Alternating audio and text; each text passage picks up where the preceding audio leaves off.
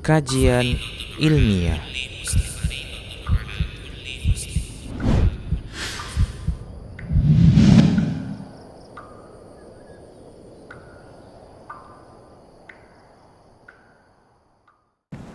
Bismillahirrahmanirrahim. Innal hamdalillah nahmaduhu wa nasta'inuhu wa nastaghfiruh wa na'udzu billahi min syururi anfusina wa min sayyiati a'malina. May yahdihillahu fala mudhillalah wa may yudlilhu fala hadiyalah. Asyhadu an la ilaha illallah wa asyhadu anna Muhammadan abduhu wa rasuluhu la nabiyya ba'd.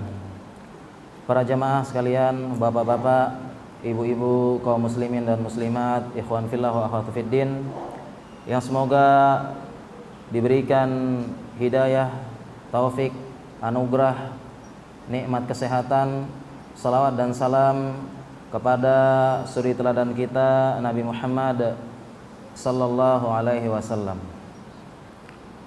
Alhamdulillah ya, insyaallah para jamaah sekalian, bapak-bapak, ibu-ibu, pada malam ini kita akan membahas bagaimana sehat jiwa, raga, sehat fisik dan psikis dalam tinjauan syariat. Bagaimana Rasulullah sallallahu alaihi wasallam mengajarkan kepada kita mengenai sehat. Sehat ini merupakan salah satu nikmat yang paling banyak kita lalaikan. Sebagaimana hadis dari Nabi sallallahu alaihi wasallam, nikmatani maghbudun fihima katsirun minan nas. Ada dua nikmat yang paling sering dilalaikan oleh manusia, as-sihhatu wal faragh, yaitu nikmat sehat dan nikmat luang.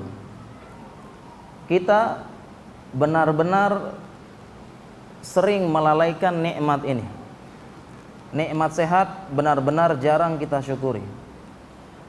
Jarang sekali.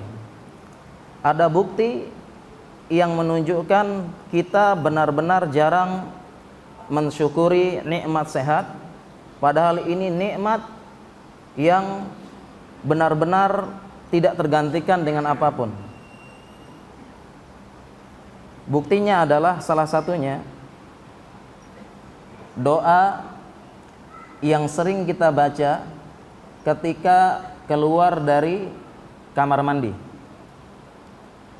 Doa keluar dari kamar mandi, doanya singkat, insya Allah semuanya hafal, insya Allah ya. Doanya berbunyi, Masya Allah, singkat, gufronak. Gufronak ya, dalam bahasa Arab ini adalah maf'ul mutlak li taukid. Taukid menunjukkan penekanan. Astaghfiruka gufronak. Kalimat lengkapnya, ya Allah, saya meminta kepada engkau gufronak, ampunanmu. Tetapi dalam susunan bahasa Arab ya, fiilnya, kata kerjanya boleh dihapus, sehingga yang tersisa adalah gufronak. Jika diterjemahkan ya, dalam bahasa Indonesia, gufronak maf'ul mutlak li taukid, untuk menekankan. Itu kalau kita terjemahkan dalam bahasa Indonesia artinya, ya Allah, sungguh aku benar-benar meminta ampun kepada engkau. Itu artinya. Uniknya bahasa Arab demikian ya. Sekarang kita pernah berpikir tidak, atau kritis sedikit, keluar dari kamar mandi, mengapa doanya meminta ampun? Keluar dari kamar mandi, doanya minta ampun. Kalau doa masuk kamar mandi, mungkin bisa kita mencari benang merahnya. Allahumma inni a'udzubika minal khubuthi wal hubais. Ya Allah, aku berlindung kepada Engkau dari setan laki-laki dan setan perempuan. Nah, ini kan logis ya. Kita masuk kamar mandi. Nah, di kamar mandi ya tempatnya sarangnya setan, dihadiri setan. Ya, inna hadhil khusyus muhtadharah dalam hadis. Sesungguhnya tempat ini dihadiri setan banyak. Kita berlindung. Sekarang keluar kamar mandi, mengapa kita meminta ampun? Perasaan di kamar mandi nggak ngapa-ngapain, cuma mandi aja, mandi atau buang hajat. Tapi kok minta ampun nih? Doanya minta ampun. Kira-kira jawabannya kenapa kira-kira? Meminta ampun. Ada dua penjelasan ulama dalam hal ini. Yang pertama, kita meminta ampun karena bisa jadi selama di kamar mandi kita lalai berzikir mengingat Allah. Karena ada pendapat ulama yang mengatakan haram menyebutkan lafaz Allah di dalam kamar mandi. Mungkin selama di kamar mandi ya, apalagi yang suka di kamar mandi lama ya, sering lama tidak di kamar mandi ya, apalagi ke kamar mandi bawa HP. Kalau tidak bawa HP mungkin 5 menit, tapi kalau bawa HP jadi setengah jam. Ada HP sama wifi 2 jam, ditambah charger mantep ya, seharian. Cari inspirasi. Jadi yang pertama ini kita minta ampun karena bisa jadi selama dalam kamar mandi kita tidak berzikir kepada Allah, lupa kepada Allah, keluar kamar mandi kita minta ampun kepada Allah, gufronak. Penjelasan kedua, yaitu salah satu penjelasan dari Syekh bin Baz. Beliau menjelaskan kita meminta ampun keluar dari kamar mandi karena selama ini kita tidak pernah mensyukuri nikmatnya, lancarnya buang air besar dan buang air kecil. Selama ini kita diberikan oleh Allah kelancaran, mudah, nyaman, nikmat, enak, buang air besar dan buang air kecil, tetapi kita tidak pernah, mungkin seumur hidup tidak pernah kita syukuri nikmat ini. Dahulu sebelum saya baca hadis ini, saya ngaku Bapak Ibu sekalian, ngaku tidak pernah saya mensyukuri, ya Allah, alhamdulillah buang air besar lancar, nikmat. Alhamdulillah ya Allah buang air kecil nikmat, lancar. Pernah tidak Bapak Ibu sekalian seumur hidup? Kalau saya ngaku aja, tidak pernah mensyukuri. Padahal buang air besar dan buang air kecil ini nikmat luar biasa.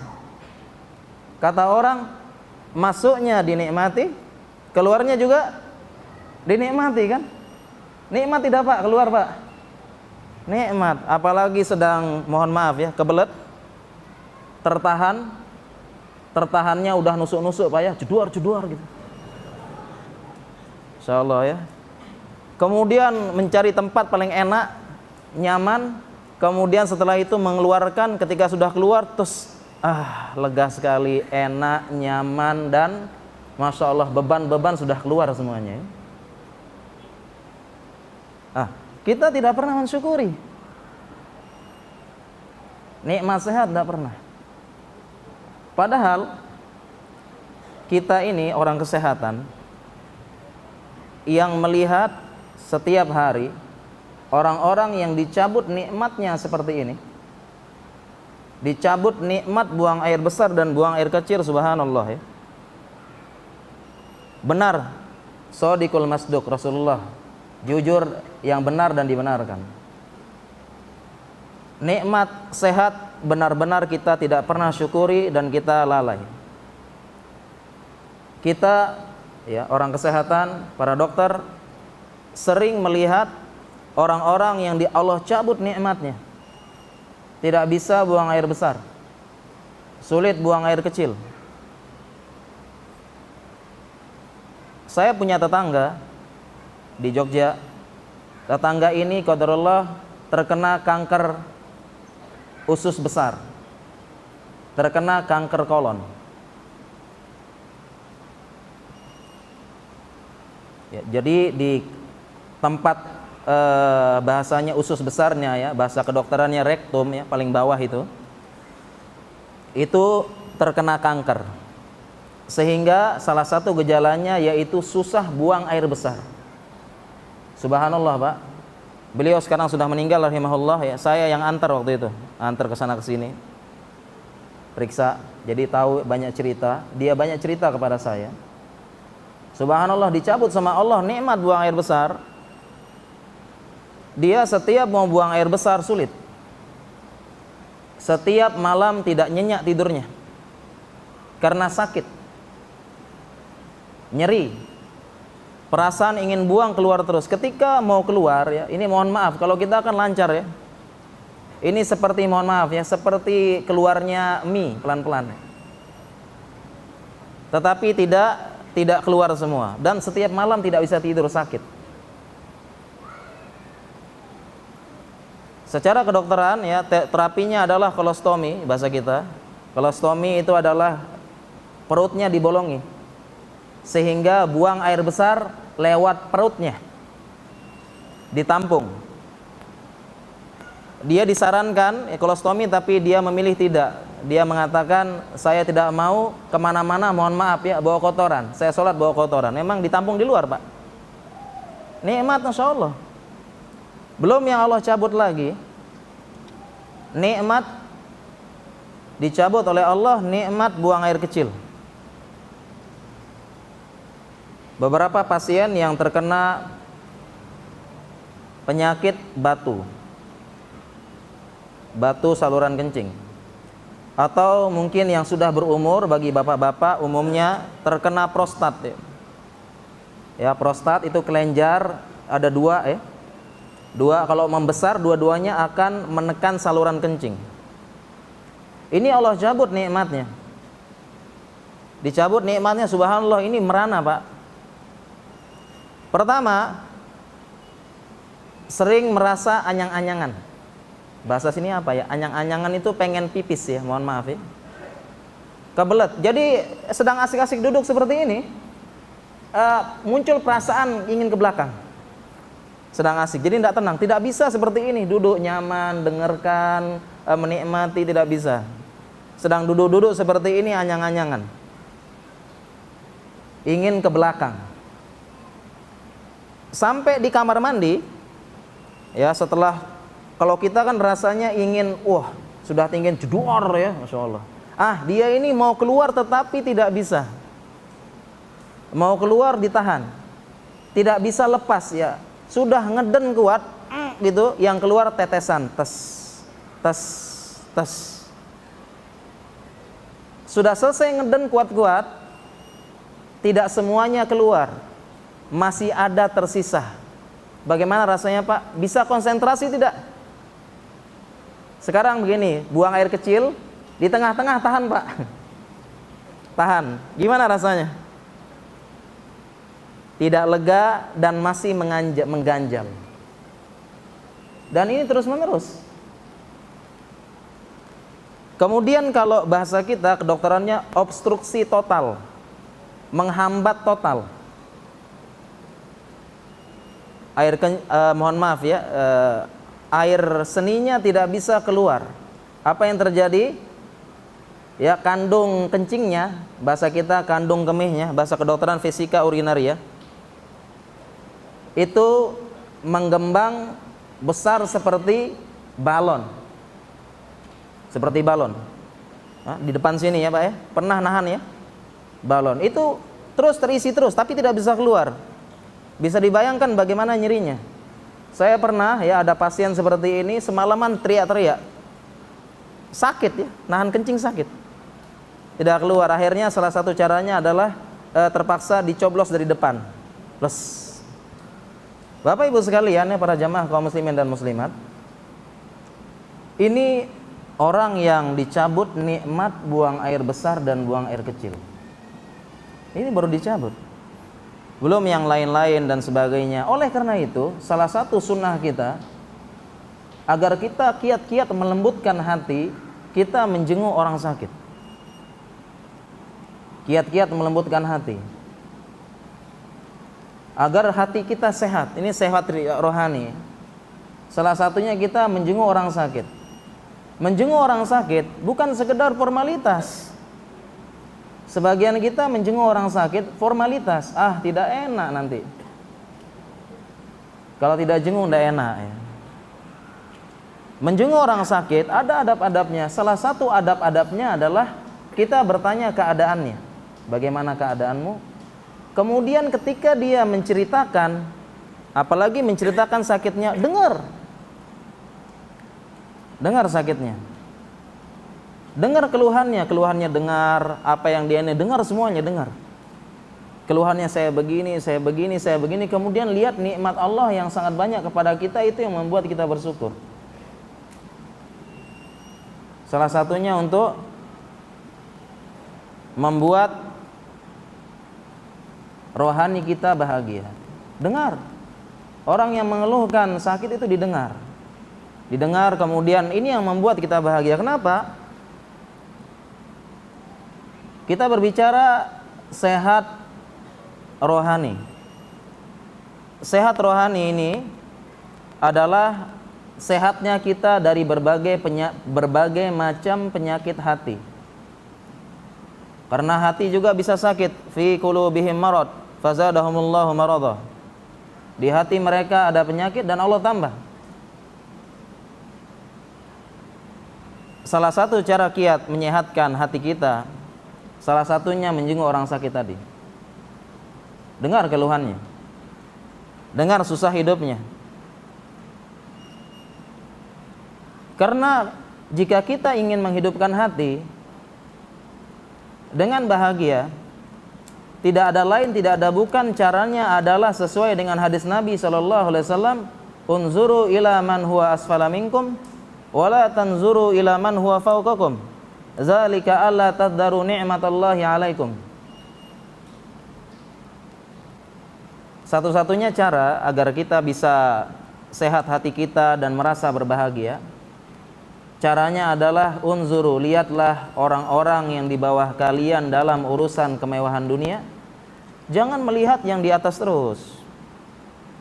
Yang demikian itu menyebabkan kalian tidak meremehkan nikmat Allah yang sangat banyak pada kalian.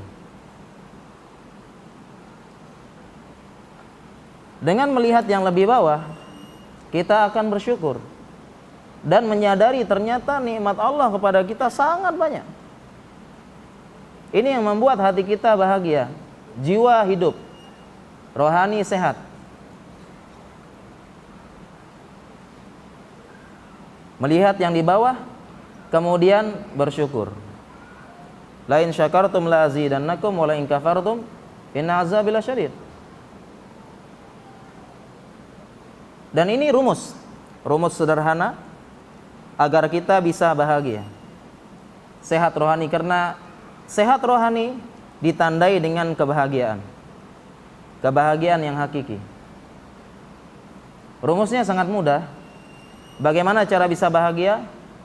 Banyak-banyak bersyukur. Karena yang benar, bersyukur dulu baru bahagia. Jangan tunggu bahagia baru bersyukur. Bersyukur dulu baru bahagia. Sebagian kita tunggu bahagia dulu baru bersyukur. Tunggu gaji naik baru bersyukur alhamdulillah. Tunggu jabatan naik bersyukur alhamdulillah. Tunggu ini baru bahagia dulu baru syukur. Tidak. Islam mengajarkan kita bersyukur dulu baru bahagia. Banyak-banyak bersyukur dengan nikmat yang ada pada kita ini. Itu kunci bahagia sehatnya jiwa. Ini pertama. Bagaimana cara bahagia? Banyak bersyukur. Bagaimana cara banyak bersyukur? Cara banyak bersyukur tidak lain tidak bukan melihat yang di bawah kita. Sering-sering melihat yang di bawah kita. Salah satunya tadi, contohnya nikmat sehat tadi ya. Nikmat sehat kita sering lihat yang di bawah kita. Dengarkan keluh kesahnya. Dengarkan ternyata nikmat Allah banyak. Ada orang, contohnya ada seseorang ya, seorang remaja putri dibelikan berbagai macam, dibelikan sepatu oleh kedua orang tuanya, oleh ayahnya dibelikan sepatu. Dibelikan sepatu ini, oh tidak cocok. Dibelikan ini mah tidak cocok. Dia baru sadar, ya, tidak suka. Dia baru sadar, dia baru menerima sepatu pemberian ayahnya setelah dia tertegun. Ada orang yang lewat depan dia tidak punya kaki. Baru lihat, subhanallah ya. Dan sumber ketidakbahagiaan, sempitnya jiwa, susahnya hati, gelapnya mata,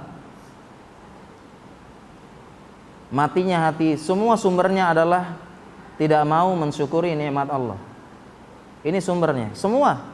Sumber kegelisahan, ketidaktenangan, rasa sempit, rasa sesak. Sumbernya adalah kita tidak mensyukuri nikmat Allah yang ada pada kita hari ini. Ini sumbernya. Sumbernya hanya satu. Tidak mensyukuri nikmat Allah yang banyak sekarang.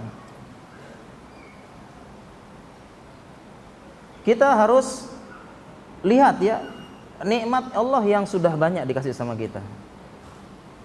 Contoh lagi nikmat ya. Nikmat ya, kita bahas dari kesehatan dulu. Nikmatnya sampai sekarang kita makan tidak ada pantangan apapun. Apa aja masuk, rendang masuk, sate masuk, ini masuk, semua masuk, tidak ada pantangan apapun. Ini sudah nikmat dari Allah. Coba lihat, yang sudah mulai ada pantangan-pantangan makan. Pergi ke kondangan pernikahan, biasanya makanan banyak ya. Sate, rendang, es krim, sop, roti, sirup, lengkap. Wah, kita pas kondangan makan banyak, perbaikan gizi. Ya, makan lauk pakai nasi. Lauk banyak, nasi sedikit. Ya. Makan semuanya, subhanallah. Kita nikmat ya. Tetapi beberapa saudara kita, masya Allah, kita piring penuh, nikmat semua. Berapa saudara kita hanya sedikit. Kenapa tidak banyak makan? Takut kolesterol. Makannya dikit makannya. Setelah itu baru kita lomba-lomba ngabisin es krim. Es krim, kalau pernikahan es krim kan rebutan. Habis es krim, makan. Dia cuma bisa lihat, kenapa? Diabetes. Ya, ini nikmat banyak.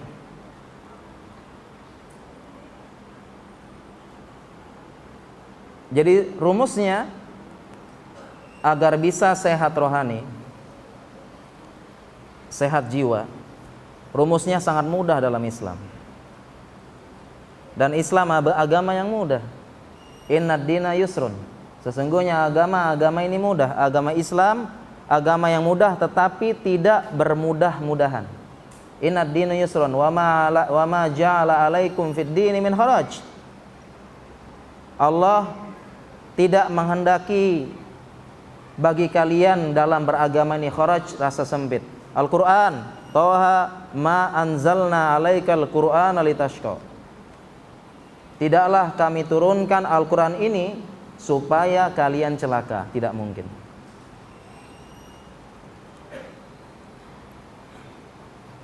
Rumusnya sangat mudah. Berbahagia tidak sulit. Bagaimana cara bisa bahagia, sehat jiwa? Banyak-banyak bersyukur. Bagaimana cara banyak bersyukur? Sering-sering melihat yang di bawah kita dalam urusan dunia. Rumusnya sederhana. Kita usahakan mayoritas pergaulan kita, mayoritas interaksi dan muamalah kita sehari-hari, mayoritasnya kalau bisa orang-orang yang dunianya di bawah kita. Ya? Hah? Isya berarti. Masya Allah ya. Iya, ini sudah masuk waktu Isya ya. Insya Allah kita lanjutkan setelah Isya. Kita lanjutkan nanti ya rumus bahagia ya, sehat jiwa. Setelah itu kita lanjutkan nanti dengan sehat fisik insya Allah ya. Demikian, subhanakallah bihamdika asyhadu an la ilaha illa anta astaghfiruka wa atubu ilaik. Bismillahirrahmanirrahim. Alhamdulillahirabbil alamin wassalatu wassalamu ala asyrafil anbiya'i wal mursalin Muhammadin wa ala alihi wa sahbihi ajma'in, amma ba'd.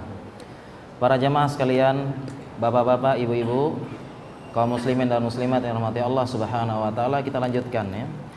Tadi kita sampai bagaimana sehat rohani. Caranya sangat mudah. Kita harus banyak cara bahagia, banyak bersyukur. Bagaimana cara banyak bersyukur? Sering-sering melihat yang di bawah kita. Dan sumber kesesakan hati, sesak, sempit jiwa, tekanan, stres, kesulitan hidup disebabkan tidak mau bersyukur, mensyukuri apa yang telah Allah anugerahkan kepada dia, karena dia selalu membandingkan dengan yang di atas. Contoh sekarang, ini sumber kesusahan hidup seseorang. Susah hidupnya karena itu, dia selalu melihat yang di atas. Contoh, ada seseorang, ini ceritanya ya. Seseorang menemukan satu peti emas di halaman depan rumahnya. Sedang berkebun, sedang main-main, tiba-tiba tersandung. Waduh, apa ini ya? Bongkar, ternyata peti emas. Emas 24 karat satu peti. Ketika dibuka, Masya Allah ya. Bahagia tidak? Senang tidak? Masya Allah, senang ya. Bahagia. Saat itu dia bahagia. Tetapi keadaan tiba-tiba berubah. Mungkin dia orang yang paling bahagia saat itu ya. Sebelumnya susah, makan garam aja, nasi garam, sulit, paceklik. Tiba-tiba ketemu suatu peti emas 24 karat. Saat itu dia orang yang paling bahagia di muka bumi mungkin. Menemukan harta yang banyak. Tiba-tiba kondisi berubah. Di balik pagar, tiba-tiba tetangganya berbicara. Bang, di halaman ketemu emas tidak? Oh, ketemu. Satu peti ya? Iya, satu peti. Kenapa emang? Saya juga menemukan di halaman saya 2 peti emas. Saya menemukan 2 peti emas.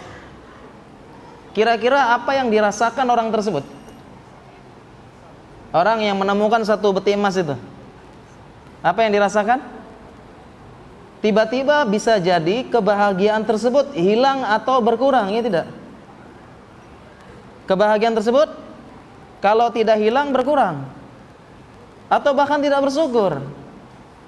Kenapa 1 emas nih? Kemudian dia bongkar semua halamannya, jangan-jangan ada. Makin tidak ketemu, dia banting sekopes, banting ya. Kenapa cuma 1? Tetangga saya kok 2.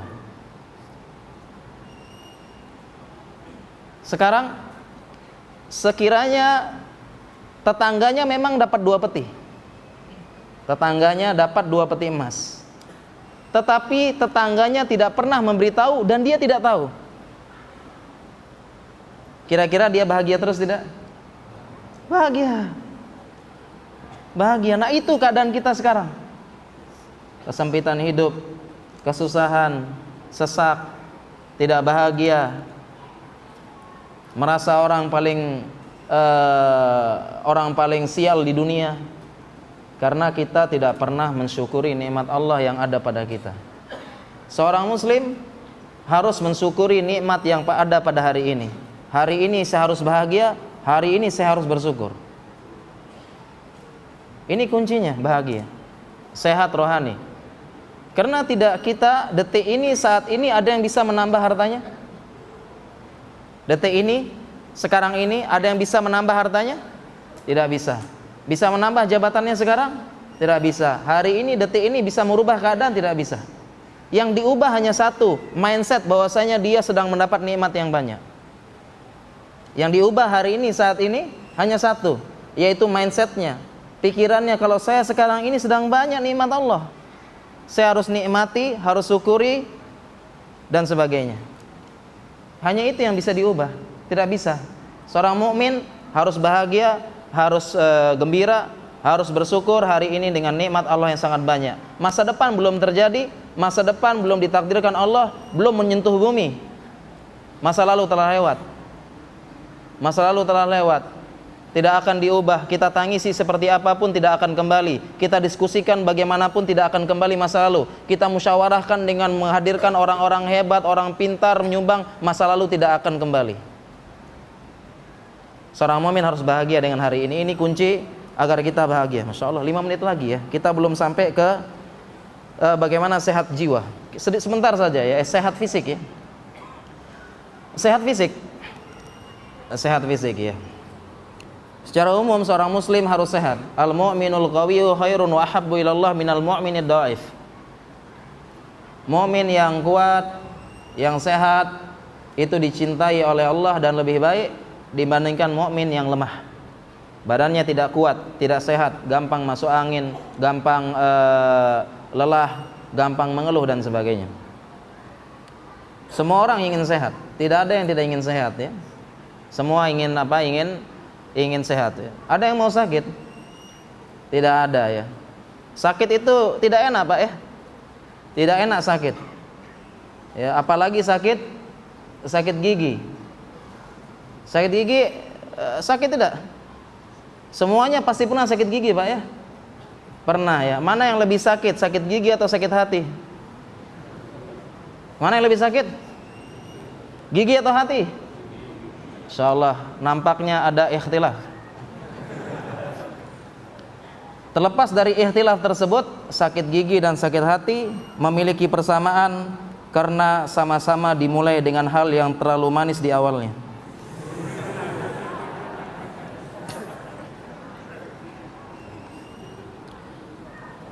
Harus sehat ya. Apa rahasianya biar kita hidup sehat? Jangan sakit. Kita singkat sebentar Pak ya. Penyebab sakit dalam ilmu kedokteran ya, agar kita sehat kita menghindari sebab sakit.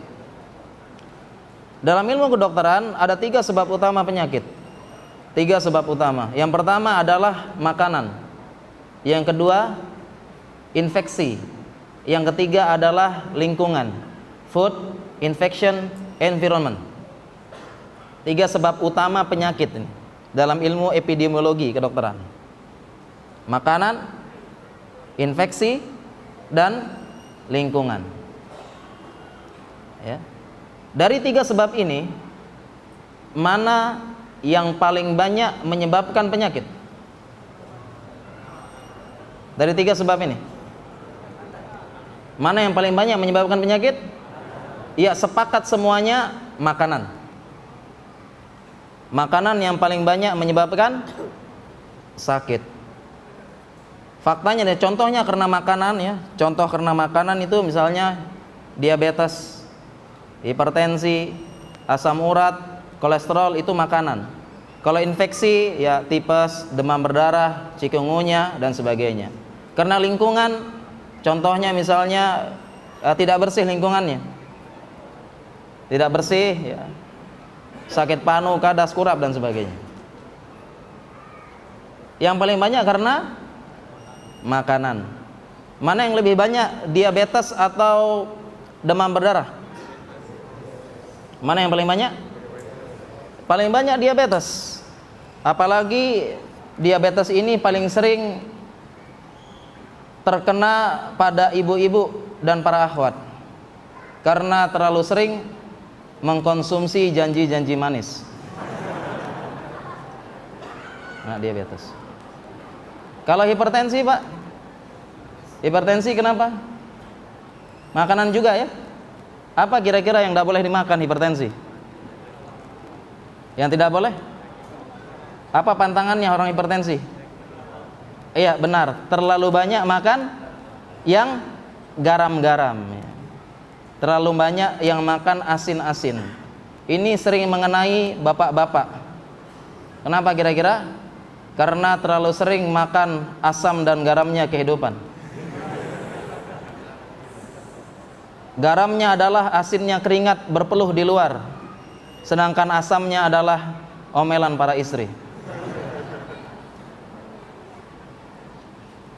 Kolesterol, asam urat, semuanya karena makanan ya.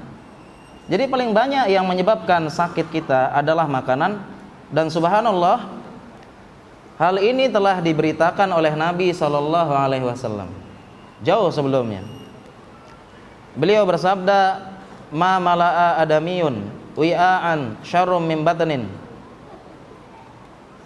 bihasbi lukumatin yukimna solbah fa illam yaf'al fathuluthuhu li ta'amihi fathuluthuhu li syarabihi fathuluthuhu li nafasihi. Nabi SAW bersabda, tidaklah Bani Adam mengisi wadah yang paling buruk, yaitu perutnya.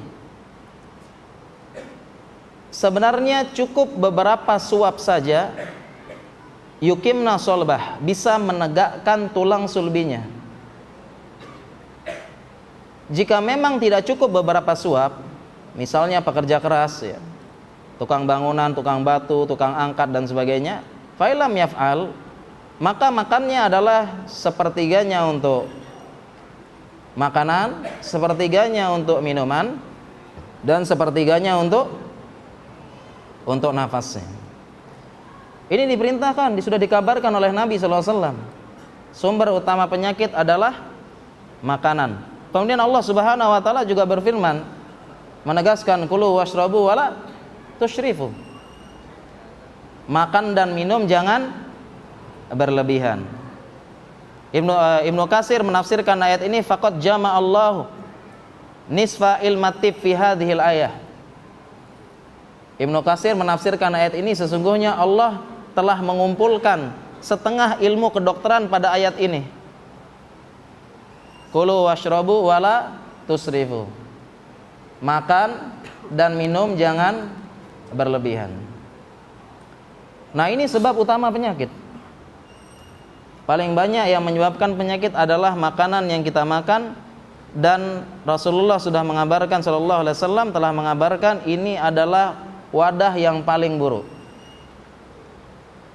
Dan memang manusia, keinginan manusia terhadap makanan luar biasa.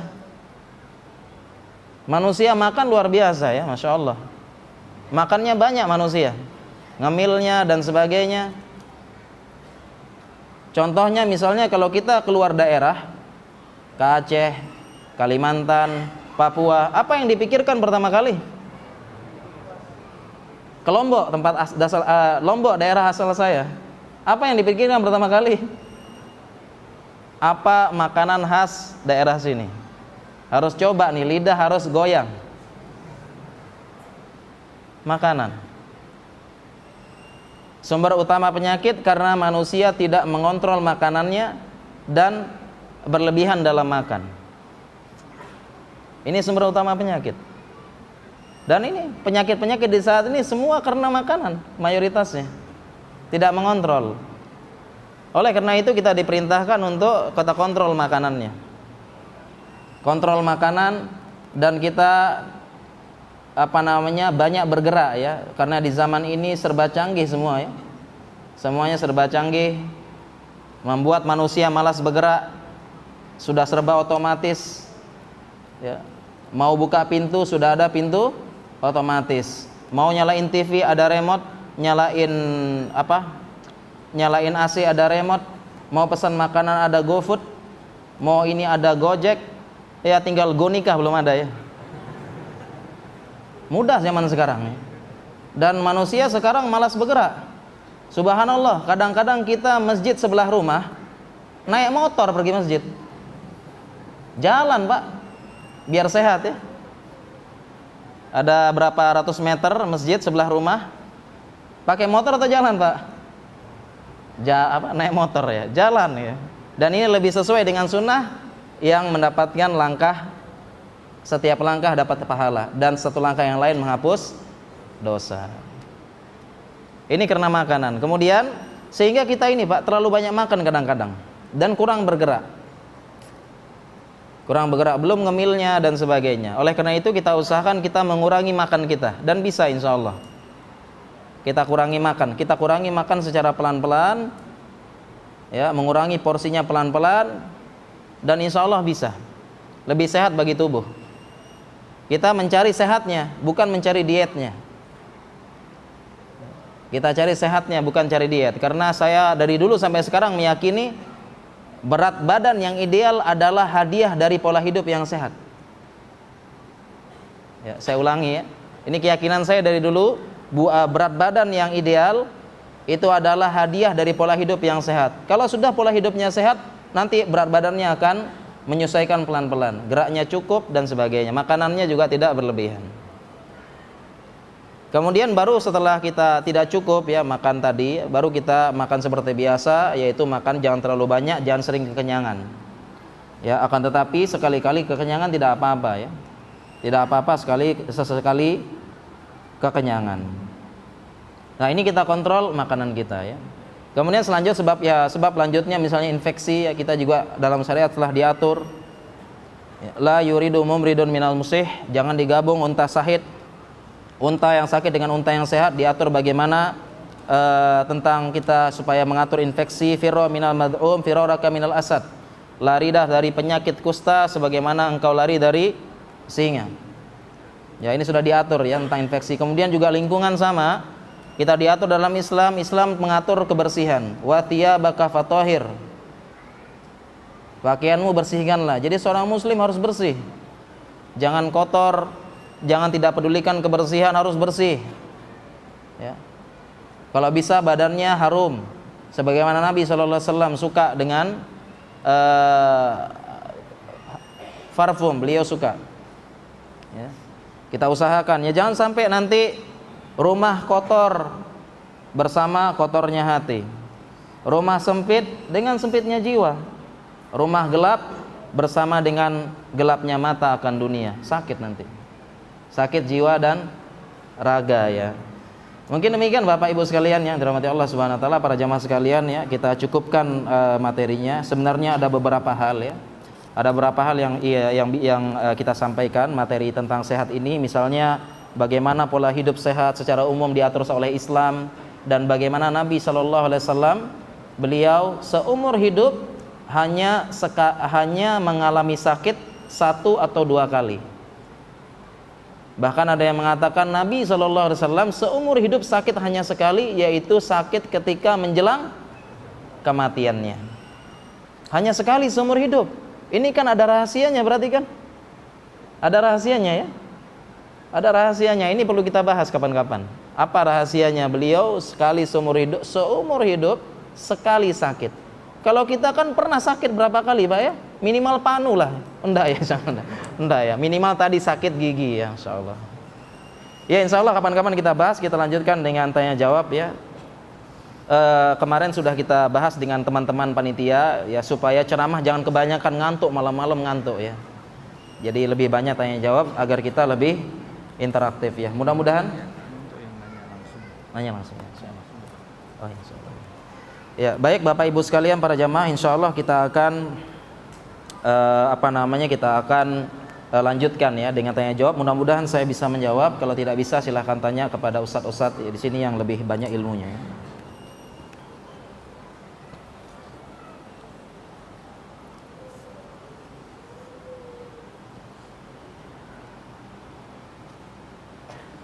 Ya, adakah keutamaan dalam hal medis? Mengapa kita dianjurkan buang air kecil jongkok?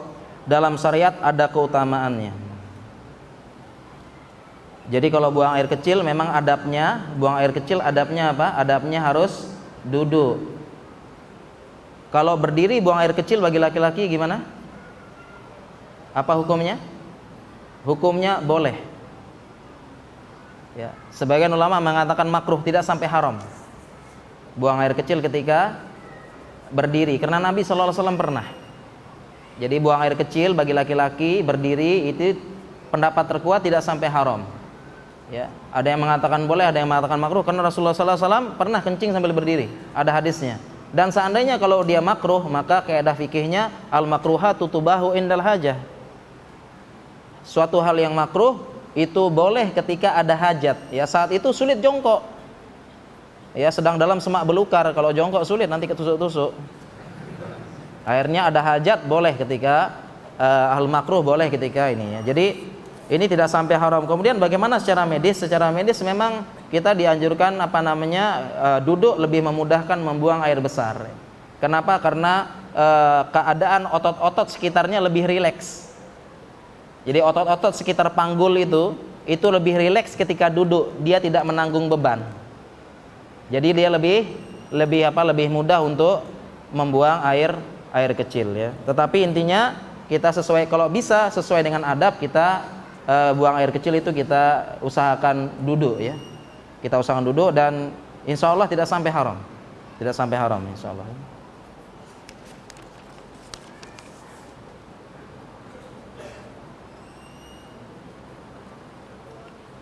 Iya, bagaimana pola hidup sehat sesuai sunnah tadi sudah kita jelaskan ya. Pola hidup sehat sesuai sunnah sudah kita jelaskan. Intinya ya, intinya kenapa kita bocoran aja ya rahasia sehat Rasulullah SAW. Selain beliau menerapkan pola hidup sehat, karena beliau juga hatinya sehat, selalu merasa bahagia.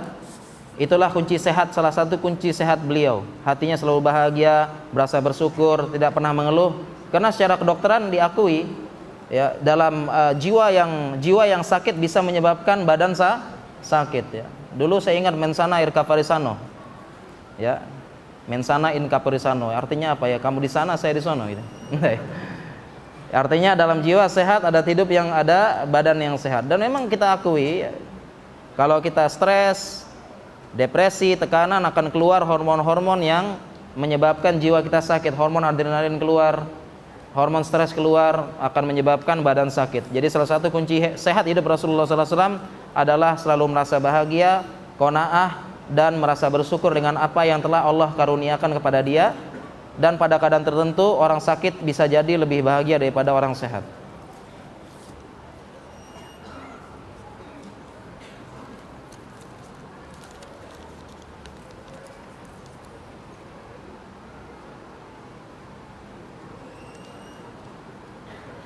Ya, apakah boleh bagi kita untuk tidak pernah puas dengan ilmu yang kita punya dan selalu membandingkan dengan orang yang di atas?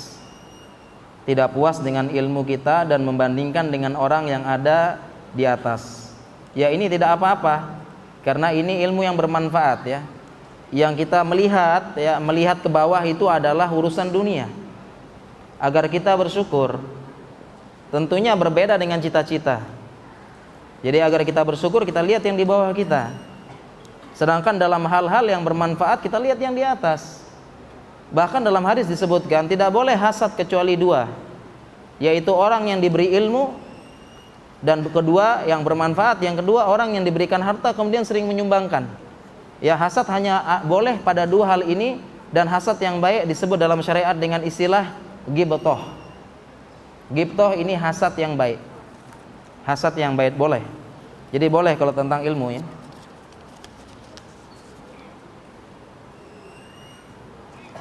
Apakah penyakit-penyakit yang kita alami disebabkan karena dosa atau karena pola hidup? Dua-duanya.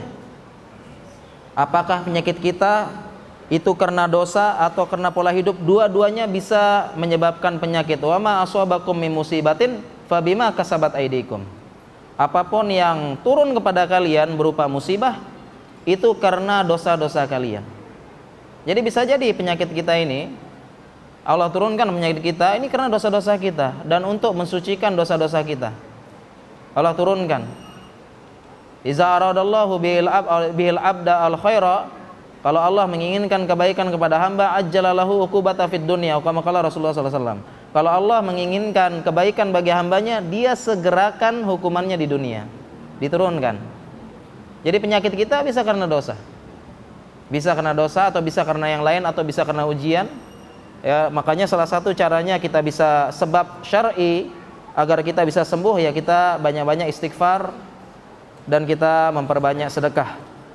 Karena sedekah itu tudfi'u ghadabar Rabb, dia menghilangkan kemurkaan Allah.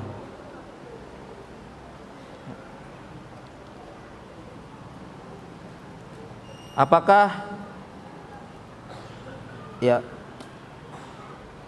apa hukum menahan kentut? Apakah menahan kentut ada pengaruh bagi kesehatan ya? Hukumnya yang diatur bukan menahan kentutnya, tetapi kentut sembarangannya tidak boleh ya. Tidak boleh ya, kentut sembarangan, apalagi kentutnya tidak bilang-bilang ya. Suaranya kecil justru itu yang mantap. Ya, kalau dia memberitahu ya suaranya besar, dia bilang permisi, tidak bau.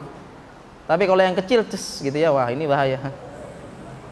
Ya itu apa namanya yang masalah hukum dan yang kemudian juga terkait hukum kentut juga mohon maaf ya, tidak boleh kita menertawakan. Haram hukumnya ada orang kentut kemudian kita tertawakan. Itu adab dalam syariat. Kemudian kalau pengaruh secara medis ya secara umum tidak ada.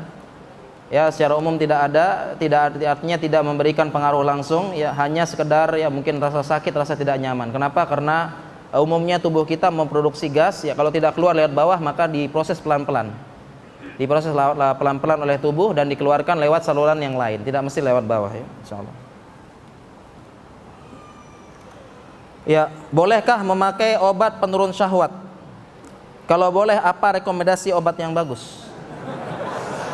Insyaallah. Ya.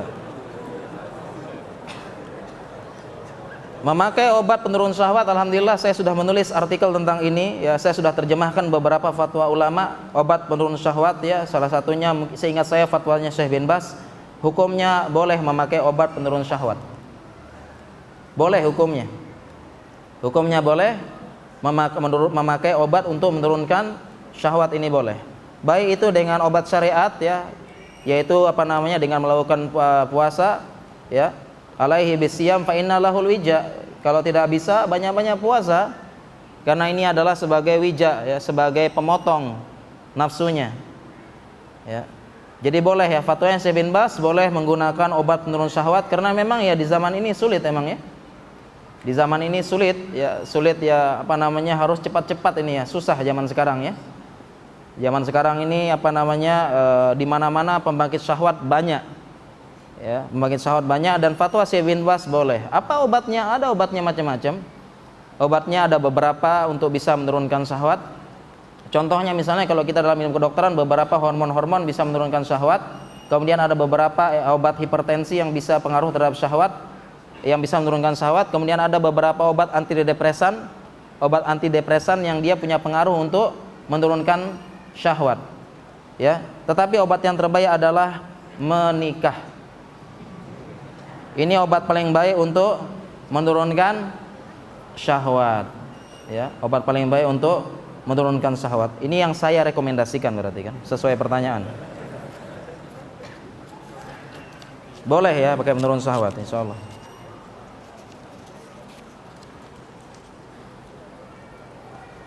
Bagaimana penyakit ain bisa berbahaya bagi tubuh?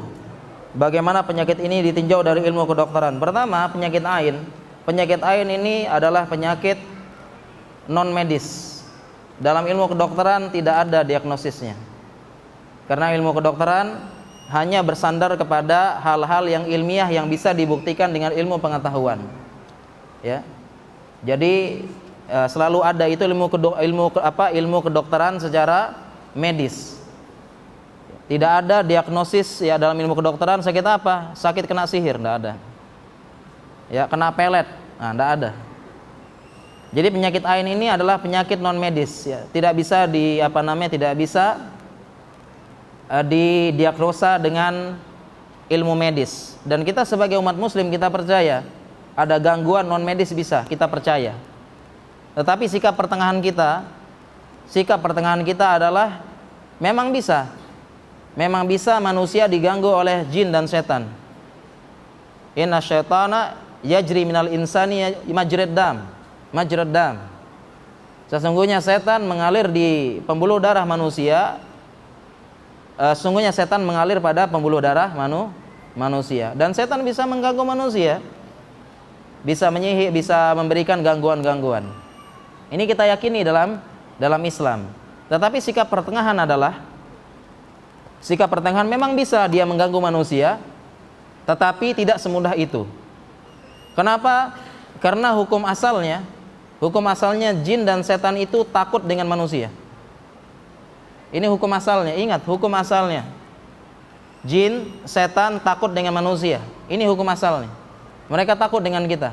Dengan banyak dalil. Dalil pertama, walaqad karamna bani Adam. Sesungguhnya Allah telah memuliakan bani Adam. Manusia derajatnya lebih tinggi daripada setan, daripada jin. Kalau orang yang derajatnya lebih tinggi berani tidak? Bawahan berani dengan bos? Tidak berani. Ya.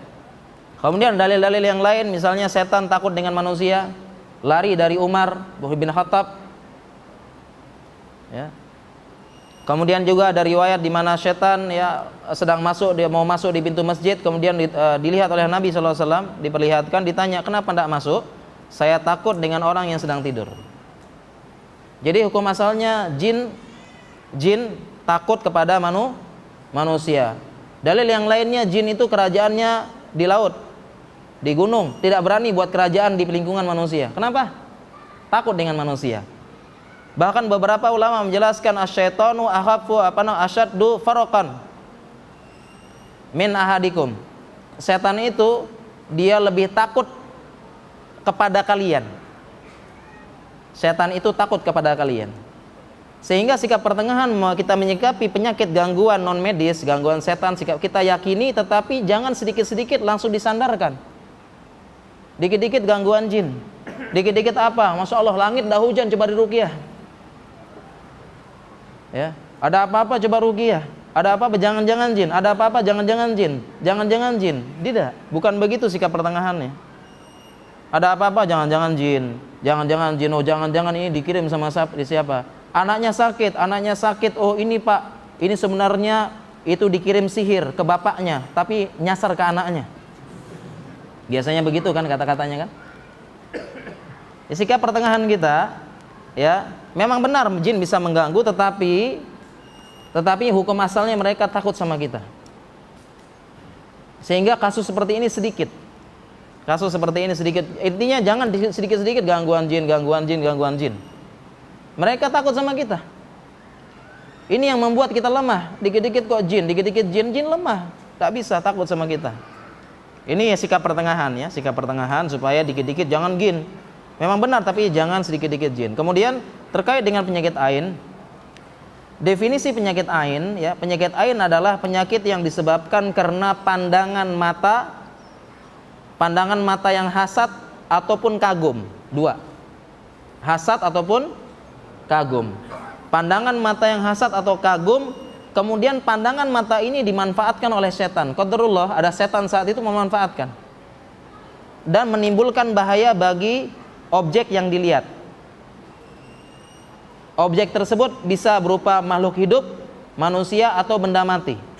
Jadi ain ini bisa mengenai manusia, apalagi anak-anak, bisa rumah kena ain, mobil kena ain, alat HP kena ain bisa.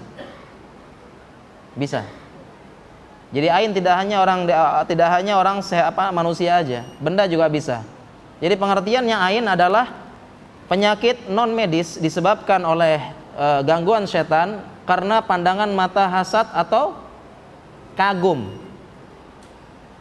Ketika mandang pas ada setan manfaatin, kemudian dia merusak. Bisa menyebabkan penyakit fisik maupun jiwa, bisa mengganggu pikiran. Fisik juga bahkan bisa menyebabkan kematian. Waliyazubillah. Tetapi kita sebagai muslim jangan khawatir. Masya Allah, gue ini ganteng ya, sering banyak yang lihat. Ya, jangan-jangan kena ain gue ini. Ya. Gue ini maco, masya Allah ya, banyak yang lihat. Maconya matan copet. Jangan khawatir seorang muslimnya, jangan khawatir. Aduh, ini was-was kemana-mana jalan. Jangan-jangan ada pandangan hasad, jangan-jangan ada pandangan kagum. Muslim was-was. Jangan khawatir seorang muslim. Ya, jangan khawatir dengan berita ini. Seorang muslim tinggal salat 5 waktu dijaga oleh malaikat. Lahum muaqibatum baini aydihim wa min khalfihim. Ada yang jaga. Ya, ada yang jaga dari depan dan belakang. Jangan khawatir kita baca ayat kursi dijaga seharian. Jangan khawatir ya dengan apa artinya, jangan sampai resah gelisah dengan ain ini. Memang ada, tetapi seorang muslim tidak semudah itu kena ain. Apa hikmahnya ain ini? Hikmahnya ain adalah, kata para ulama, hikmahnya ain ini agar seseorang tidak mudah sombong dan pamer. Ini hikmah ada penyakit ain. Agar tidak mudah sombong dan pamer. Apalagi di zaman ini sarana untuk pamer sangat mudah. Apa itu? Apa? Sosial media gampang ya, pengantin baru ya, pamer istri, mobil baru pamer juga. Sebagainya pamer. Karena terlalu sering pamer, bisa tidak orang hasad? Bisa? Bisa, ini yang dimanfaatin setan. Kemudian yang kedua, karena sering pamer orang bisa kagum tidak? Bisa orang kagumnya. Ada pasangan suami istri misalnya. Ini suami istri yang benar-benar ideal. Ya. Ideal, suaminya ganteng, pintar, kaya, hebat dan sebagainya, berwibawa, istrinya cantik, anggun, pintar, soleha ya. Sering pamer di depan media. Ya, orang-orang tidak hasad, tetapi dia kagum. Karena orang tidak hasad ya, dia bukan haters bahasanya ya. Dia kagum. Dua orang ini layak mendapatkan, dia tidak sombong, dia tidak begini, ini pasangan ideal. Orang jadinya kagum. Kalau hasad tadi membahayakan orang, kalau kagum ini membahayakan yang melihat. Kagum membahayakan apa? Yang melihat. Kenapa yang melihat bahaya? Kenapa yang kagum yang melihat bahaya? Bahaya. Kenapa? Karena orang yang melihat terlalu sering melihat yang ideal, terlalu sering melihat yang sesuatu yang perfect, yang sempurna, sehingga dia tidak dia tidak mensyukuri nikmat. Ini bahayanya, makanya hikmah penyakit ain. Jangan sering pamer, walaupun tidak menghadirkan orang yang dengki, tetapi pamer itu menghadirkan orang-orang yang kagum dan bahaya bagi dia. Setiap hari melihat ya, oh masya Allah pasangan ideal, suaminya ideal, dilihat terus setiap hari. Sudah ganteng, perhatian, sayang sama istri, kasih uang belanja, sering transferan dan sebagainya. Ya, kenapa bahaya bagi yang lihat? Dia melihat yang perfect terus setiap hari. Dia melihat, masya Allah. Sebelumnya orang ini, sang istri ini dia bahagia. Suaminya tidak macam-macam, suaminya bertanggung jawab, suaminya baik. Hanya satu kelemahan suaminya. Suaminya tidak pandai merangkai kata karena bukan bujangga. Suaminya cuma bilang aja, mah ini transfer sudah. Sedangkan istrinya pengen sekali. Istrinya itu mendapatkan, masya Allah, wahai sayangku, bulan purnamaku, ya pengen aku gendong rembulan, aku gendong bintang-bintang, pengen sekali-kali ya. Pengen perempuan sekali-kali.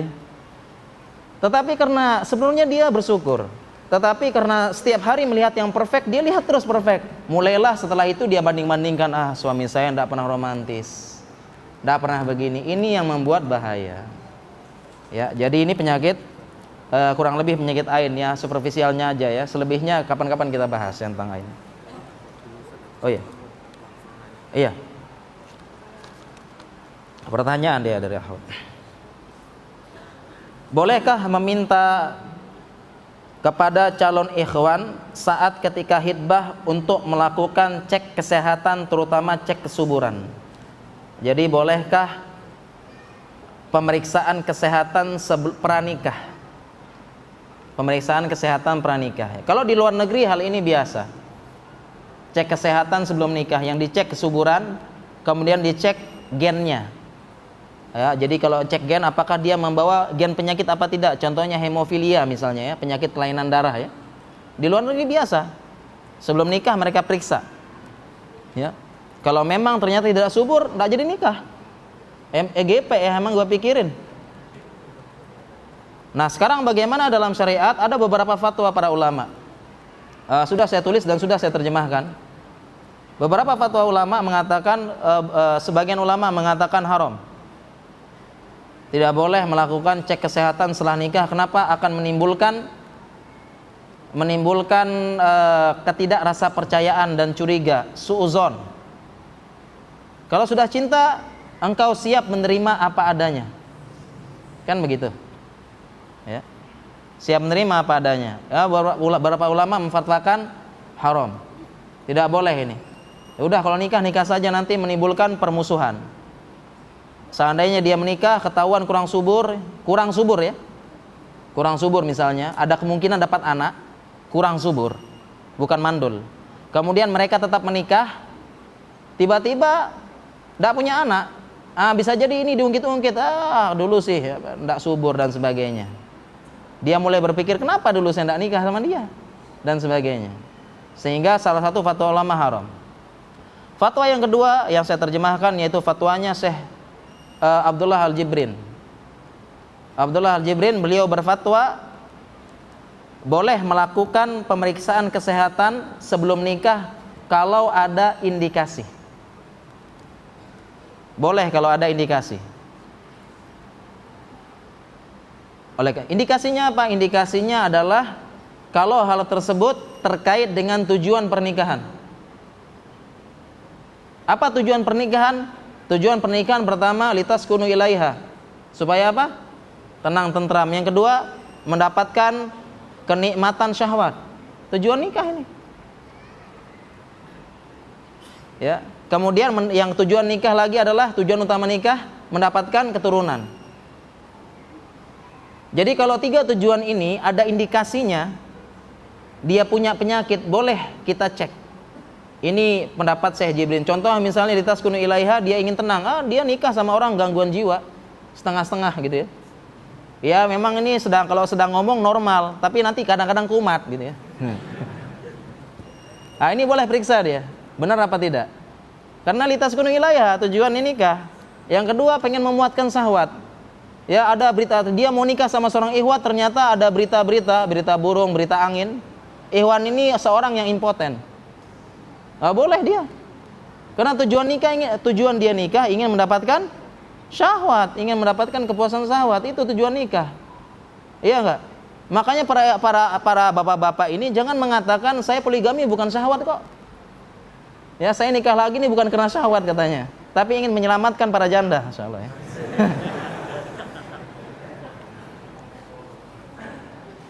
Nikah itu karena syahwat, Pak, ya. Nikah itu karena syahwat. Jadi kalau dia impoten misalnya, ada kabar burung, boleh kita tanya. Kalau ragu-ragu periksa boleh. Ya, kemudian tujuan menikah adalah kenapa? Karena ingin punya anak, ingin punya keturunan. Kalau ada kabar berita, kabar burung dan sebagainya, dia punya penyakit ini, kemudian berpengaruh terhadap kesuburannya, boleh periksa, memastikan. Dan pendapat yang sepegang adalah pendapatnya Profesor Syekh Abdullah Al-Jibrin ini, boleh memeriksa, cek kesehatan apabila ada indikasi. Kalau tak ada indikasi tidak boleh, haram. Karena menimbulkan adawatu wal baghdha, permusuhan dan rasa benci nantinya. Ya, ini terkait dengan cek kesehatan. Silakan bagi para akhwat untuk bertanya langsung mungkin.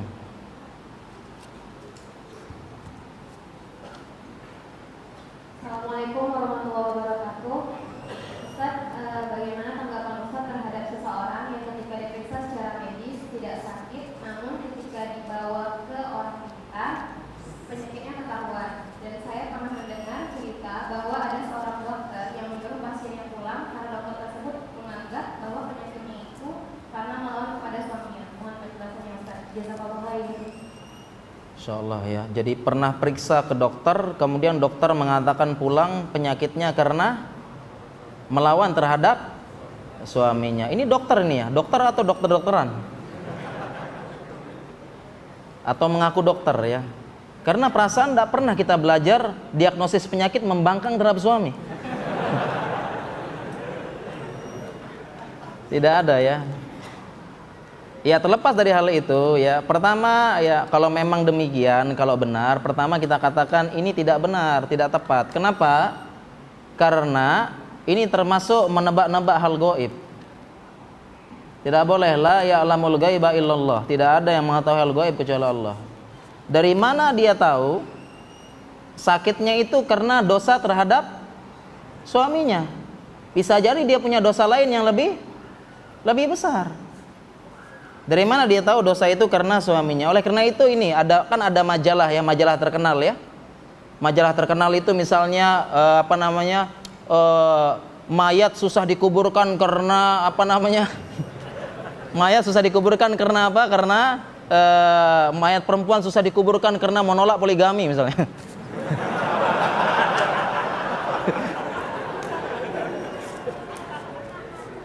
Karena ada majalah itu ya sering ya, majalah jangan sebut merek Pak.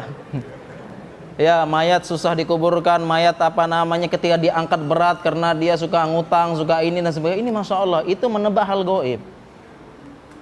Kalaupun benar ya, kesehariannya tidak pernah sholat, tapi apakah dia disiksa karena sholat? Bisa jadi ada dosa-dosa lain yang tidak diketahui, syirik dan sebagainya, ya tidak. Nah, jadi ini kalau seandainya benar itu tidak dibenarkan oleh syariat ya, penyakitnya karena membangkang terhadap suami. Adapun kalau periksa ke dokter kemudian dokternya bilang dokternya tidak bisa mendiagnosa penyakit, ada berapa sebab. Yang pertama karena memang benar penyakitnya non medis dan kita akui sebagai umat Islam. Yang kedua, dokternya kurang kompeten, harusnya dia rujuk. Karena dalam ilmu kedokteran kita mempunyai sistem referral, sistem rujuk. Ya, jadi ada dokter tidak tahu sakitnya. Nah, dia harus merujuk kepada dokter yang lebih ahli sehingga penyakitnya tahu. Jadi ada dua kemungkinan kalau dokter itu tidak tahu sakitnya apa. Pertama memang benar non medis, yang kedua dia tidak punya kompetensi untuk mendiagnosis penyakit tersebut. Insyaallah. Satu lagi ahwat ya, silakan.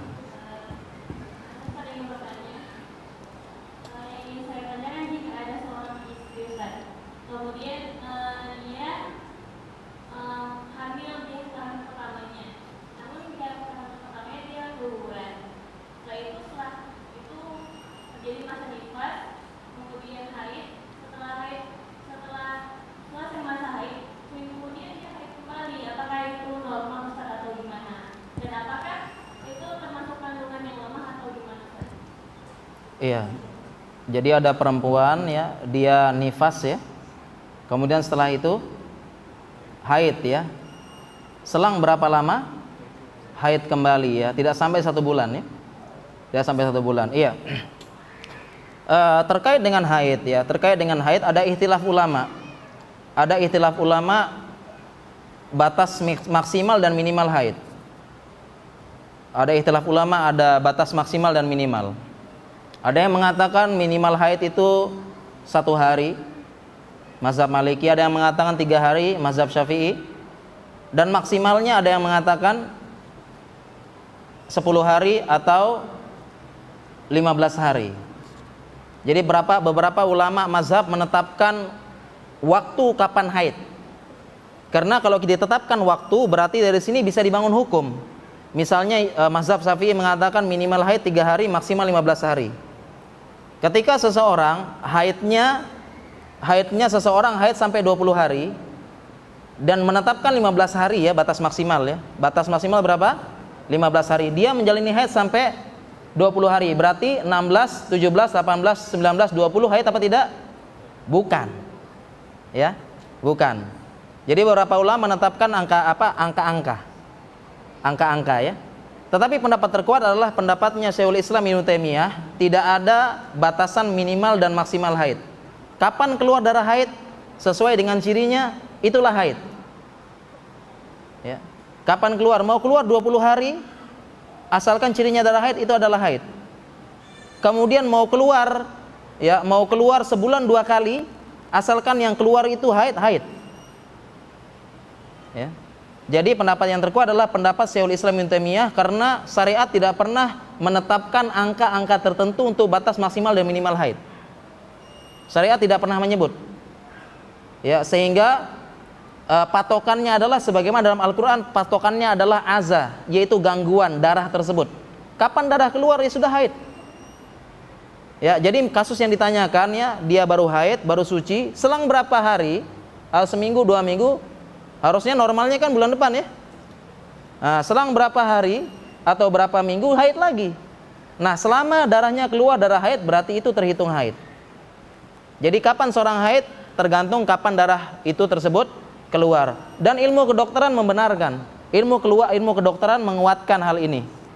Ingat ya, ilmu kedokteran, sains itu bukan dalil, hanya menguatkan. Dikuatkan dengan ilmu kedokteran karena kita dalam ilmu kedokteran ada beberapa istilah. Ya, ada beberapa istilah, contohnya oligomenore. Ya, oligomenore itu artinya dia siklus haidnya memendek. Ya, oligomenore. Ya, siklus haidnya memendek, siklus haidnya memanjang, maaf ya. Oligomenore dalam ilmu kedokteran itu siklus haidnya memanjang sehingga dia bisa haid itu setiap 3 bulan sekali. 3 bulan baru haid, 3 bulan baru haid. Kemudian ada dalam ilmu kedokteran diagnosa polimenore. Polimenore itu apa namanya, jarak haidnya itu dia memendek. Siklus haidnya memendek cuma 15 hari sehingga sebulan bisa 2 kali haid. Diperkuat dengan ilmu kedokteran. Jadi jawabannya tadi, kalau memang benar ya, dia haid, kemudian selang berapa minggu, tidak sampai sebulan, sudah haid lagi, dan benar ciri darah haid, udah berarti dia menjalani haid. Ya, tidak ada batasan ya, patokannya darah, kapan keluar ya sudah, kapan berhenti ya suci. Demikian insya Allah. Apa Ustaz, yang saya sebelumnya si awal ini dia siklus haidnya memang tidak teratur lagi, misalkan 2 bulan sekali atau 3 bulan sekali, tapi yang pendek ini itu terjadi setelah dia keguguran, Ustaz. Setelah Berpengaruh atau gimana? Oh, setelah keguguran, iya bisa berpengaruh, bisa berpengaruh. Setelah keguguran, seseorang bisa haidnya tidak stabil, karena apa, kondisi rahimnya sedang tidak kuat. Jadi setelah Itu normal ya, Ustaz, ya? normal, insya Allah nanti dengan apa, dengan pemulihan badan, kemudian jiwanya juga apa, jiwanya juga sudah mulai tenang. Ya, orang keguguran kan stres ya. Setelah tenang lagi dan hormonnya stabil, insya Allah akan kembali lagi. Karena kebanyakan penyakit ketidakseimbangan apa, penyakit haid itu ya, haid tidak teratur, penyebab utamanya adalah ketidakseimbangan hormon, dan hormon sangat erat dengan pikiran. Insya Allah. Baik, kita buka untuk yang Ikhwan, silakan. Oke.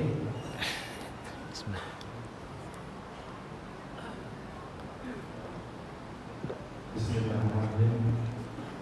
Ustaz, ini kami pengalaman orang tua kami kira-kira 30 tahun yang lalu, dan aku berhenti angka Ustaz, diberikan oleh dokter untuk, karena saya 2 orang medis, atas anjuran mereka untuk konsultasi dengan dokter diberikan waktu psikoterapi secara bulan. Kemudian yang paling menyedihkan, kebetulan saya juga baru lagi kalau itu baru kembali. Pada hasil puncak penyakit orang tua saya itu diberikan semacam morfin, hampir setiap hari, 2-3 kali untuk menangani sakit itu atau dokter. Hanya jadi pertanyaan, sampai orang tua saya meninggal tetap diberikan morfin itu di akhir hayatnya. Apakah dalam hal kedokteran memang begitu penanganannya untuk merasa itu sebenarnya? Iya.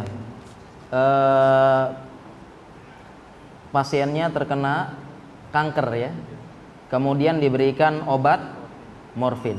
Iya. Diberikan obat morfin. Dalam terapi kita ya, kita punya beberapa obat anti nyeri ya. Dimulai dari anti nyeri yang paling ringan sekelas paracetamol, kemudian anti nyeri menengah golongan NSAID, dan golongan anti nyeri yang paling kuat yaitu sekelas morfin. Morfin ya. Dan memang protap kita kita untuk menangani sakit karena kanker memang harus pakai morfin. Harus pakai morfin. Kenapa? Karena nyeri karena kanker itu benar-benar sakit. Sakitnya luar biasa. Kalau pakai obat anti nyeri biasa, NSAID dan sebagainya, tidak mempan. Karena nyerinya benar-benar nyeri, harus pakai morfin. Nyerinya benar-benar nyeri, sehingga orang yang kena kanker itu kita sebut pejuang melawan rasa sakit.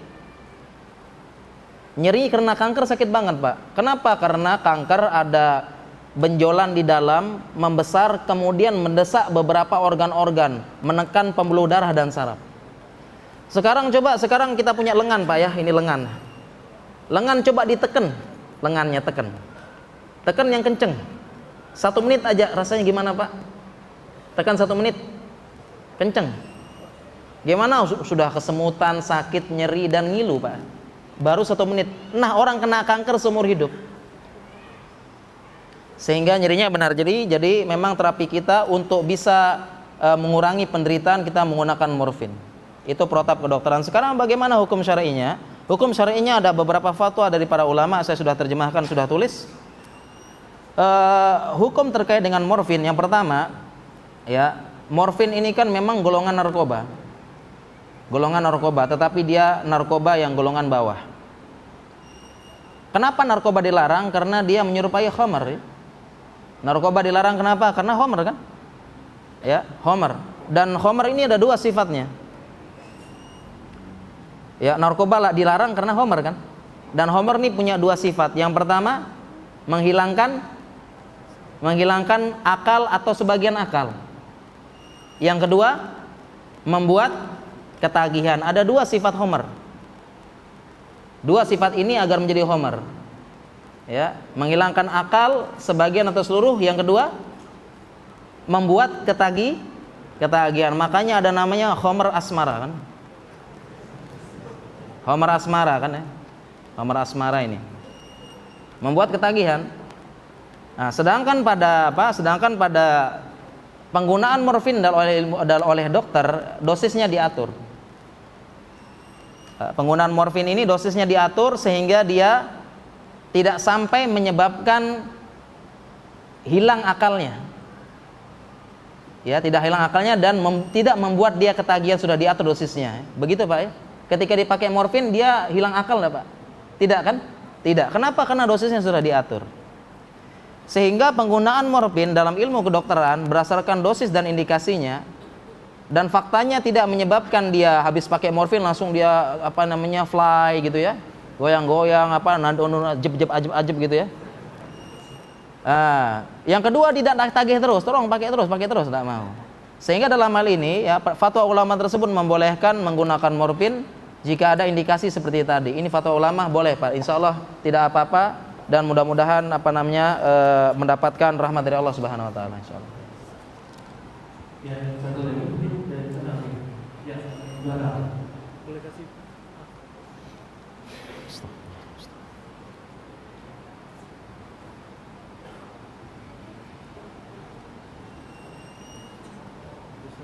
Ya. Apa? Closingnya? Oh, jawab ini. Waalaikumsalam. Apakah sakit mah itu memang susah untuk disembuhkan?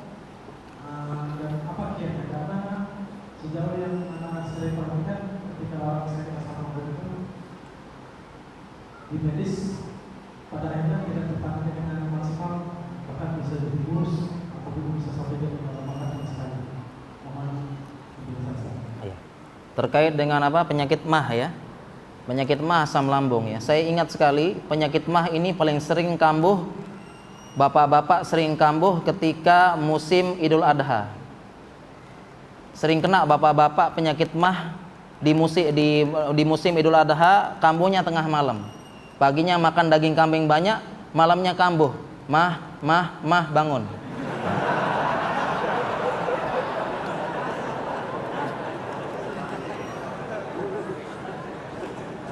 Saya mohon maaf ya yang jomblo tidak paham.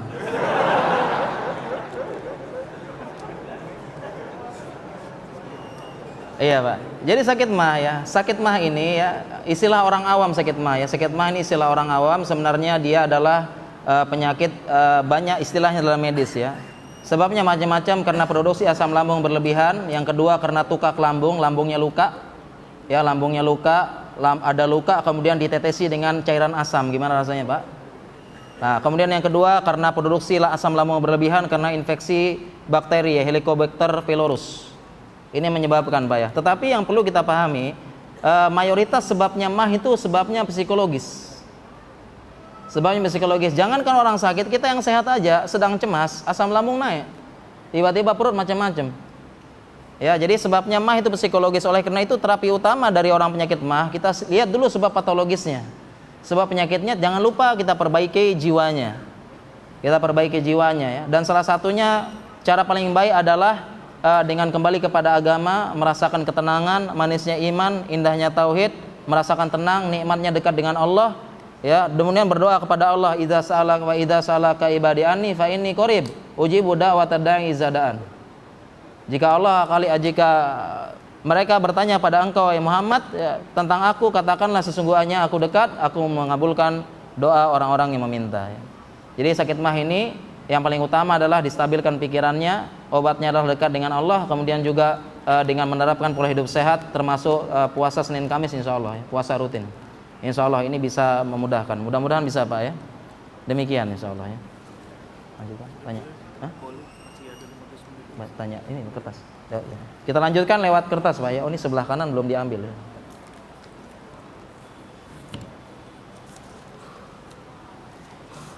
Benarkah poligami membuat awet muda?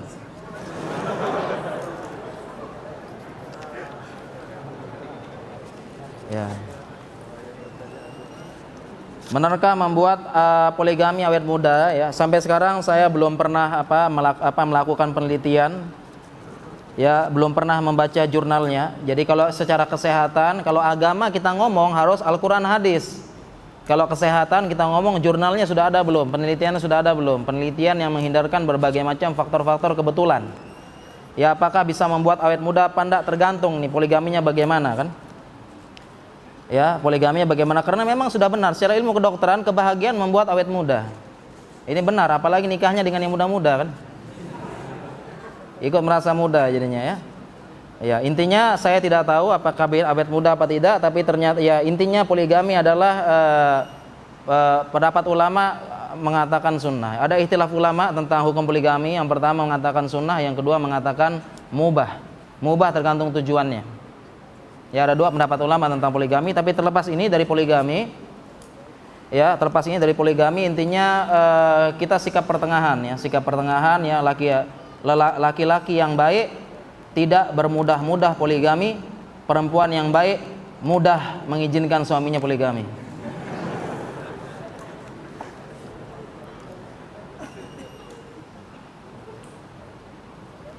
Apakah ada batasan usia wanita untuk hamil? Ada batasan usia wanita untuk hamil ya. Secara ilmu kedokteran ya, dianjurkan hamil itu usia di atas sekitar 18 tahun dan di atas 18 tahun dan di bawah 35 tahun. Ini anjuran dalam ilmu kedokteran.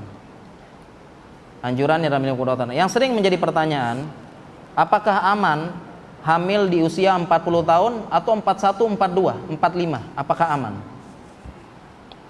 Apakah aman? Kalau kita tanya para teman-teman dokter kita, rata-rata tidak menganjurkan. Tidak menganjurkan ya, karena memang beberapa penelitian menyatakan hamil tersebut salah satu faktor risiko. Tetapi dalam ilmu kedokteran tidak dilarang mutlak. Dalam ilmu kedokteran tidak dilarang mutlak. Dia hanya menyebutkan ini sekedar faktor risiko. Kalau faktor risikonya bisa kita tangani dengan baik, tidak apa-apa. Sehingga dalam ilmu kedokteran ya, kalau ini anjuran saja ya, di bawah 35 tahun. 40 itu bukan haram, tidak boleh. Tidak ada textbook dalam ilmu kedokteran tidak boleh hamil, dilarang, tidak ada. Ya, jadi boleh ya, setelah 40 boleh hamil dengan syarat periksa dikontrol dengan baik. Rutin periksa USG, lihat keadaan bayi, janin, kemudian sang ibu tersebut harus benar-benar menjaga kesehatannya. Di zaman sekarang ini ya, yang membuat banyak masalah tentang kehamilan, banyak operasi cesar dan sebagainya, karena perempuan sekarang banyak yang dibebankan dengan hal-hal yang membuat mereka berat. Ya, dalam keadaan hamil tetap masuk kerja, dalam keadaan hamil dikejar deadline, dalam keadaan hamil dikejar ini stres. Makanya banyak gangguan kehamilan dan memang banyak operasi cesar di zaman ini. Ada yang protes dulu ngapain operasi cesar? Zaman dulu brojol ya brojol. Ya, buat apa operasi cesar? Ya beda dulu sama sekarang. Perempuan sekarang ya ini banyak stresnya, banyak tekanan, ya, naik motor, naik jedar-jedur, naik motor, naik angkot, jedar-jedur. Ya, sehingga ini yang menyebabkan di zaman ini banyak yang operasi cesar ya. Operasi cesar artinya gangguan ya. Cairan ketuban bocor dan sebagainya.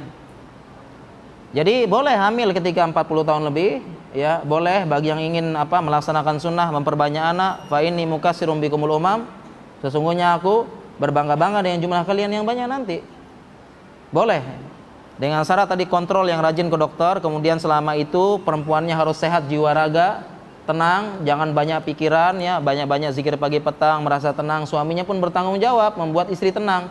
Jangan hamil diajak berkelahi, diajak debat dan sebagainya. ngambek-ngambekan, tanggung jawab. Ya. Jadi boleh. Ya. Boleh dan tidaklah Allah menciptakan wanita Allah ciptakan dia mampu hamil sampai 40 tahun. Berarti Allah ciptakan juga dia mampu menanggung kehamilan sampai 40 atau 45 tahun. Jadi Allah sudah ciptakan. Allah sudah ciptakan perempuan sudah siap hamil, ya, sudah mulai balik, berarti sudah siap juga menanggung kehamilan. Ya, sudah siap menanggung kehamilan. Allah sudah ciptakan. Tidak mungkin Allah ciptakan bisa hamil, tidak bisa hamil. Tidak kuat menanggung kehamilan. Jadi boleh. Oleh karena itu beberapa fatwa ulama, ya, misalnya beberapa fatwa ulama itu beberapa negara itu umur 15, 16 sudah hamil dan sehat. Kalau sekarang di kita Indonesia takut. Ya boleh, asalkan dia didukung, disupport dan sebagainya. Ini hamil 15, 16 ditekan-tekan dan sebagainya, ya. Dan zaman dulu biasa, ya, kakek nenek kita anaknya berapa? 10, 12, 7. Ya, hamilnya 40 tahun biasa, 17 tahun hamil biasa. Kenapa? Karena tenang, di rumah tenang. Sekarang perempuan keluar macam-macam, naik motor, naik mobil, kerja dan sebagainya. Ya, demikian. Jadi tidak ada alasan, ya, kapanpun selama Allah ciptakan dia masih bisa hamil, berarti dia bisa menanggung kehamilan tersebut, tidak ada bahaya insyaallah dengan mengontrol dengan baik. Sudah, ya. Masya Allah, ya, sudah habis, ya. Demikian Bapak Ibu sekalian dirahmati Allah Subhanahu wa taala. Ya. Kurang lebihnya mohon maaf, ya. Subhanallah, pertanyaan cukup banyak, ya. Kapan-kapan kita lanjutkan lagi, ya, pertanyaan ini. Ya, mohon maaf tidak semua kita bisa jawab. Ya, demikian yang bisa kami sampaikan. Ya, mudah-mudahan bermanfaat dan semoga kita selalu mendapatkan kebahagiaan dari Allah Subhanahu wa taala. Semoga kita sehat jiwa dan raganya. Semoga kita diberikan taufik untuk beramal dan semoga kita bisa mengamalkan apa ilmu yang telah kita belajar pada hari ini. Subhanakallahumma wa bihamdika asyhadu an la ilaha illa anta astaghfiruka wa atubu ilaik. Wassalamualaikum warahmatullahi wabarakatuh.